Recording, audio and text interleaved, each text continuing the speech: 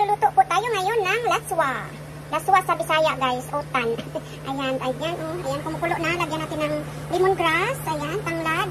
Tapos lagyan po natin siya ng shrimp na cubes. So ito siya guys, so para maglasa siyang ano ba? Maglasa siyang may may shrimp. Ayan, tapos lagay natin, ayan yung ano natin. Ayan. Lagay natin ang ating kalaba. Ay, sitaw. Sitaw muna pala. Sitaw. Sandali lang yan siya guys, kasi laswa nga. Ang ibig sabihin ng laswa is parang, laswahan mo lang, parang bandikan mo lang ba yung mga gulay. Lagyan natin yung kalabasa. Ayan, ano na yan, sabay-sabay na yan. Ano, hinaan natin yung apoy pala.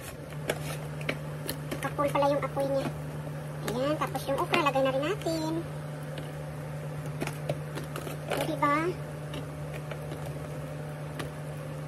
Nahulog na yung ano, daog ng malunggay. Ayan, ayan siya guys.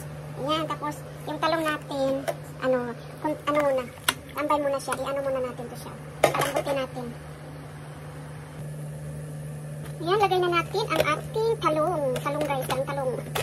Ayan, basta na yung ano natin.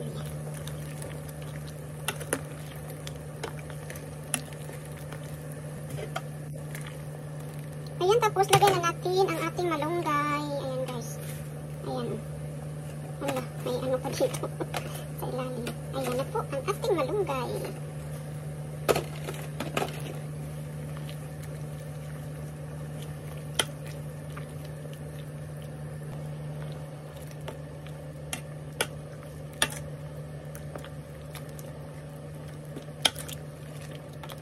Well done! Ayan, bikimasta!